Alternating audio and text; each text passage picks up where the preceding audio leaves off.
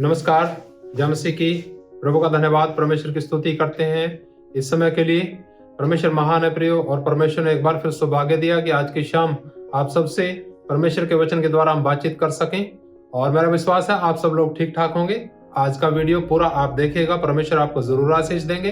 जब हम प्रभु का वचन सुनते हैं तो ध्यान हमारा होना चाहिए परमेश्वर के वचन पर। परमेश्वर के वचन पर ध्यान देंगे तो परमेश्वर आशीष जरूर देंगे प्रियो। आज हम संगति के विषय में परमेश्वर की वाणी को देखने जा रहे हैं। बहुत से लोग अपने संगति के विषय में चौकस नहीं रहते और वो संगति उनको नष्ट कर देती है। आइए प्रभु के वचन में देखते हैं। भजन संहिता 1:1 में लिखा है, क्या ही धन्य है वो पुरुष जो दुष्टों की युक्ति पर नहीं चलता, न पापियों के मार्ग में खड़ा होता, न ठट्ठा करने वालों की मंडली में बैठता। ये वचन प्रियो हमारी संगति को दिखाता है। अगर आशीष प्राप्त करनी है या आशीष प्राप्त हुए व्यक्ति के विषय में जानना है तो उसकी संगति के विषय में जानिए। उसकी संगति कैसे लोगों के साथ होगी? उन लोगों के साथ जो परमेश्वर पर भरोसा नहीं रखते, या उन लोगों के साथ जो परमेश्वर पर भरोसा रखते हैं। हम जब प्रभु यीशु मसीह पर विश्वास करके आगे बढ़ने का प्रयास करते हैं, चलते हैं, तो होता क्या है? हमारा मन बदल जाता है, लेकिन संगति हम नहीं बदलना चाहते। प्रियो, जिस व्यक्ति का अच्छे से मन बदल गया, वो व्यक्ति अपने जीवन को परमेश्वर के वचन के आधार पर ठीक करने का प्रयास प्रतिदिन करता रहता है।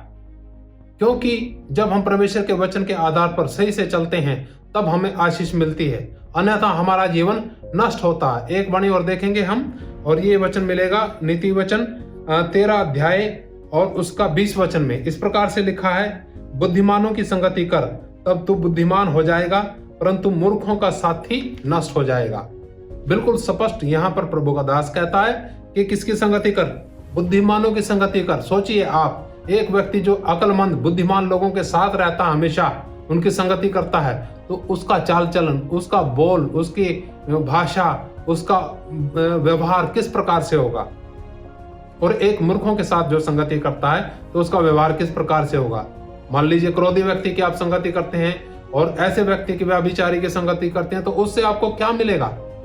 आप क्या आशीष के रास्ते में बढ़ सकते हैं या नष्ट होने के रास्ते में? वचन तो कहता है जो मूर्खों की संगति करता है, मूर्खों का जो साथी है वो नष्ट हो जाएगा। स्पष्ट बताया गया।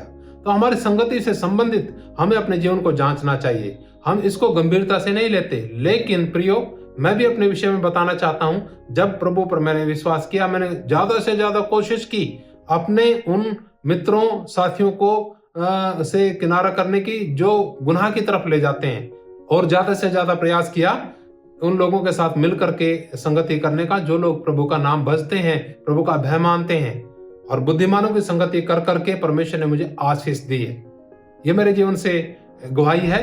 तो हम सब भी अपने जीवन को जांचें और परमेश्वर के वचन के द्वारा बहुत आशीष पाएं। मेरा विश्वास है आपने इस वचन से, इन वचनों से जरूर शिक्षा प्राप्त की होगी और अपने जीवन के अंदर उसे व्यवहारिकता में लेके आने के लिए समर्पित करेंगे अपने जीवन को। आइए अपने जीवनों को समर्पित करें और प्रार्थना करेंगे। पिता, मैं प्रार्थना करता हूँ एक एक भाई बहन, बच्चे, बुजुर्ग, नौजवान के लिए जिन्होंने वचन सुने हैं प्यारे परमेश्वर, और ये वचन हम सबके जीवन के अंदर, व्यवहार के अंदर उतरने पाए प्यारे परमेश्वर, और इन वचनों के आधार पे हम बुद्धिमानों की संगति कर सके, अपनी संगति को जांचने पाए। अगर बुरे लोगों के साथ संगति है तो हम उनसे किनारा करके बुद्धिमान लोगों की संगति कर सके, ताकि जीवन को प्राप्त करने पाए, आशीष प्राप्त करने पाए। धन्यवाद प्यारे परमेश्वर, आपकी स्तुति करते हैं। धन्यवाद के साथ ये प्रार्थना प्रभु यीशु नासरी के नाम से मांगते हैं, आमीन। परमेश्वर आप सबको आशीष दे। जय मसीह की। मारनाथा।